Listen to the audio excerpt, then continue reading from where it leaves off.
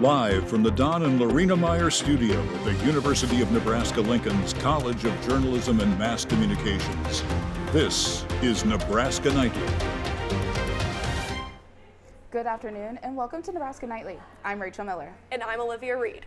Lincoln has been keeping busy with state competitions and election season on the way. But first, ASUN's annual election is being held today and tomorrow. That's our top story tonight. ASUN is holding its election today through tomorrow. Students can vote for the university's student regent, student body president, and other funding and ballot initiatives. This election will determine the new executive team, which includes the president, internal vice president, and external vice president. Students can also vote on the senators to represent their own college, along with several fee allocation initiatives. Students can find the link in their MyRed account. Voting will be closed at 8 p.m. tomorrow, so be sure to have your voice heard at your university.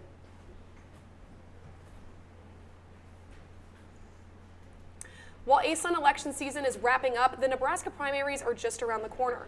Lancaster County election officials are reminding students that their school ID might be the most important thing they carry to the polls. University of Nebraska. For students in Lincoln, making sure you are registered at the correct address is the first step, whether that is your permanent home or your current campus residence. When you do head to your polling place, remember that Nebraska's voter ID laws are in effect. While a driver's license is standard, any ID issued by Nebraska University or post-secondary institution is valid. Proved it has had your name and a photo. Their student IDs would meet the voter ID requirement for Nebraska voter ID. Okay, who's next? Oh, go. The deadline to register for the primary elections is April 27th, with elections taking place May 12th. If you aren't sure where your specific polling place is, you can check your status on the Secretary of State's website or visit the Husker Vote Coalition online for a full list of campus resources. If you walk the streets of Lincoln this past week, you likely saw groups of FFA students scattered throughout downtown. More than 7,000 FFA members, advisors, and guests traveled to Lincoln to attend the annual convention hosted last week at Pinnacle Bank Arena. With this many visitors, downtown businesses saw an influx in customers, and reporter Elena Kratke went downtown to talk to the Downtown Lincoln Association about what they did to handle the increased traffic. That's right. The Downtown Lincoln Association told local businesses to prepare for the students in blue coats who are dining at restaurants, shopping at local businesses, or even cheering on the Huskers in their Sweet 16 debut at the rail yard. Restaurants and businesses look forward to the increased traffic during the FFA convention and plan early to reduce staffing shortages. The association says the most challenging part of preparing for FFA traffic is providing safe travel using scooters or buses for students who want to explore the downtown districts. Ton Ogden, president and CEO of the Downtown Lincoln Association, is advocating for the construction of a convention center. Conventions like FFA help fill the void of weekdays and daytime hours, so we really want to encourage more conventions like FFA to come to town, but they'll always have a special place in our heart because they've been around for so long and have always impacted downtown in such a positive way. You can check out more upcoming events or places to visit at downtownlincoln.org. As sci-fi blockbuster Project Hail Mary takes off in theaters, NASA's Artemis II mission is about to launch. It's been more than 50 years since NASA sent humans to the moon, but come Wednesday, 4 astronauts are set to journey around the moon once again. Maribel Gonzalez has more on this moon mission and how Hollywood's latest sci-fi film is showcasing the wonders of space exploration. I put the knot in astronaut. I've never done anything. I've never done a spacewalk. I can't even moonwalk. Ryan Gosling, or Ryland Grace in Project Hail Mary, is a science teacher tasked with saving the world by leaving it and traveling to outer space.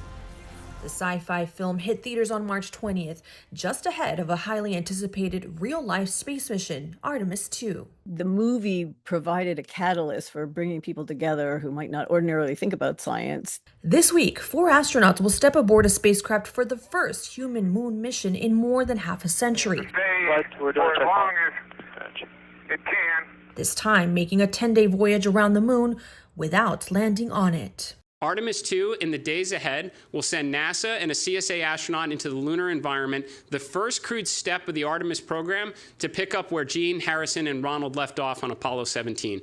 Artemis 2 will take humans farther than they have ever traveled from Earth. They're going to actually look at the dark side of the moon. They'll be there for 3 or 4 hours looking for places where eventually there might be landings on the moon. One small step for what's to come for the future of space travel. Do not go back to the moon just for the footprints and the flags. You must pick up where we left off more than a half century ago. Build the moon base, create an enduring presence. I'm Maribel Gonzalez reporting. Liftoff will be no earlier than 6:24 p.m. Eastern Time tomorrow evening. Severe weather season is ramping up. And staying informed can make all the difference. Have ways to receive, receive warnings on your phone, have a way to get the alerts overnight, whether that's a weather radio or your phone on volume. Really critical. notification, it is important to know where you're going next. At home, you should go to your basement or an interior room on the lowest level possible. However, if you find yourself away from home, do your best to quickly find a building to shelter in. If shelter is unavailable, pull over and cover your head in your car, or abandon your car and seek shelter in a low-lying area, such as a ditch. For more information on how you can stay informed and how you should prepare, visit weather.gov/safety. It is important to stay informed during severe weather. We have more weather updates now. Mitchell? Hi guys, thank you. We are looking in, currently we're sitting at about 55 degrees right now. It's been quite a windy day, and this time of year we're officially in springtime, so we get to the point where we're finally getting to avoid, actually we'll start here. Tuesday night, we're looking at 39 degrees tonight. It's gonna still stay chilly. It'll be windy still. We're looking at 15 to 20 miles an hour, still windy. That part's not gonna leave us this week. Take a look tomorrow. This is where I was getting to. Our drought conditions that have been so poor the last couple of months really, we're starting to get some relief in that situation. Tomorrow, 55 degrees, and we're getting our first showers of the year, full consistent showers tomorrow afternoon. Take a look at those statewide temps today. Didn't get all that crazy. You see Chadron all the way at 50 degrees, Ainsworth not even getting above 50, Lincoln down to 61, leading the state with Omaha. And we take a look, here's that drought monitor again. You can see quite a bit of extreme drought across the state, and that's been growing as we've started to heat up, and we're finally looking at our first relief coming this week. And as we can see tomorrow, Wednesday, our highest chances of rain of the week. Thursday, significant chances. Friday, significant chances as well. Saturday, Sunday, Monday, nothing else then. Take a look at your 7-day forecast. Wednesday, looking at more showers. Thursday, Friday, you see those actual thunderstorms coming in. Then we get some sun on Sunday and Monday. Tuesday, we're back out to 58 degrees. Guys, back to you at the desk. Coming up next, Spring Husker sports continue. A UNL student runs her own freelance business. And the university's efforts to promote sustainability.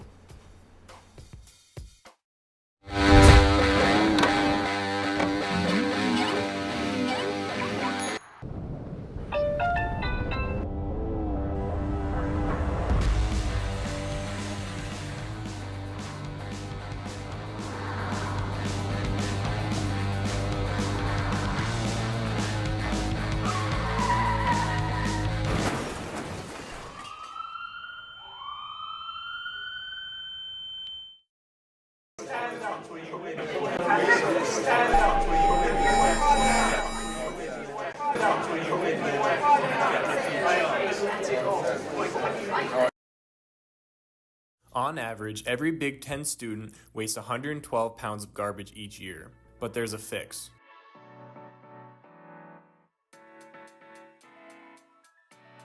Make sure you use an Aussie when you dine in and be a part of the change.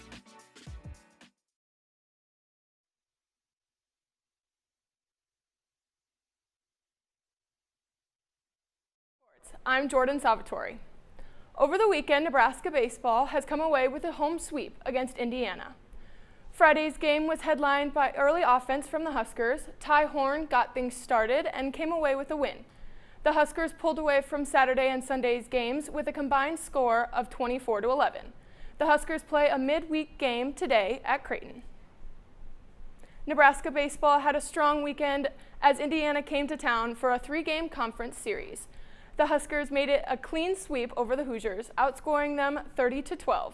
Nebraska moved up to second in the Big Ten after the series win, trailing only UCLA.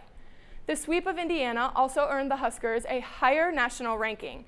Nebraska is now 19th in the nation in the D1 baseball rankings. Nebraska will hope to continue their winning ways against their in-state rival Creighton tonight.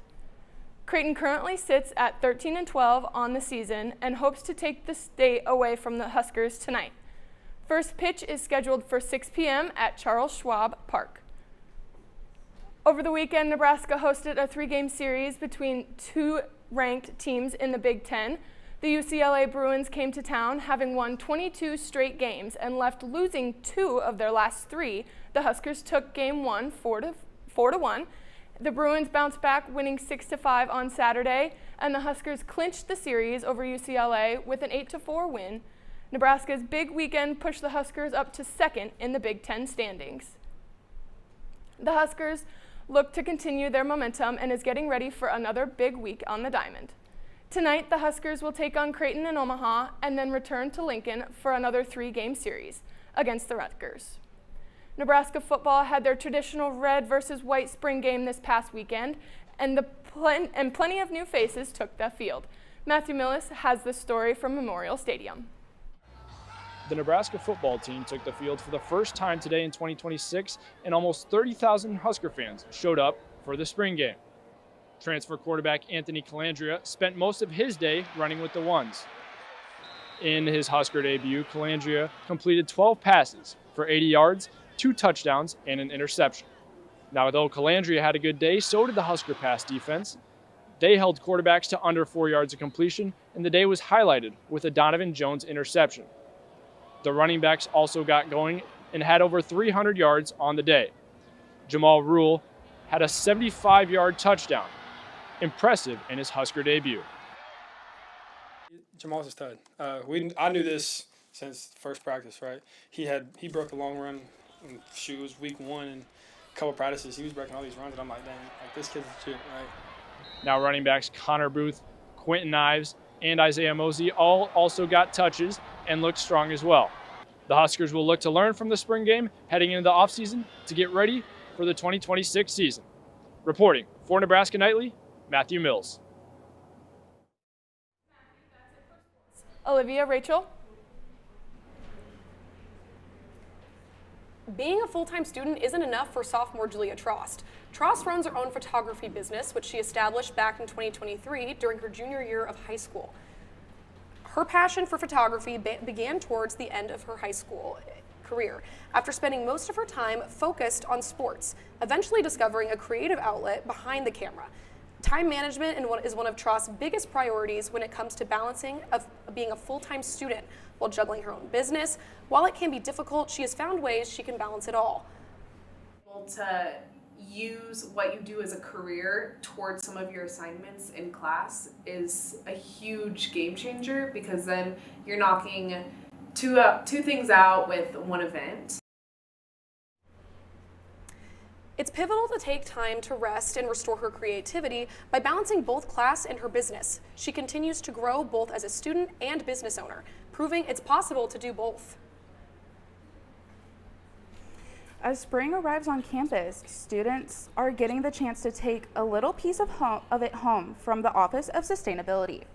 The Office of Sustainability is in partnership with Housing and Dining Services, hosted a Bloom into Spring event, inviting students to stop by and pick out their own plant free of charge.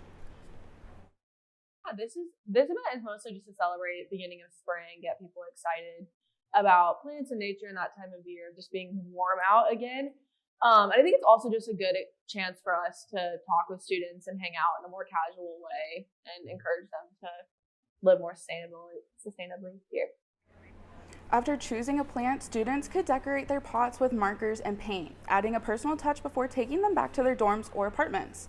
The event was designed to promote both sustainability and student well-being, giving participants a creative outlet while also encouraging them to care for something long-term. With spring in full bloom, events like this aim to keep students engaged while enforcing environmentally friendly habits. It's going to be a chilly weekend in the capital city. Forecaster Mitchell Brandt will let us know what temperatures to expect during Husker ball games. Mitchell? Guys, we're looking at a little bit of chilly temperatures. We're not quite beautiful weather. We'll just say that much. Friday gets a little interesting. We're looking at some thunderstorms in the morning. They've been moving forward as we've gotten closer to Friday. So that gives me hope that we're still playing on Friday. We don't have to push anything later in the week. Saturday, hope you like home runs, because that's what we're looking at. Wind blowing out to the outfield, plenty of wind. Sunday we get a little bit of relief, and it's back to sunny. So it's not great weather, but it's still playable. I think that it would be a great weekend for baseball and softball. So, yeah. I agree. The spring is my favorite season, so I always love to get some sunshine. Thanks for tuning in to Nebraska Nightly. Be sure to follow us on social media at Nebraska Nightly. Our next live show is Friday at 4:30 p.m. Have a great night.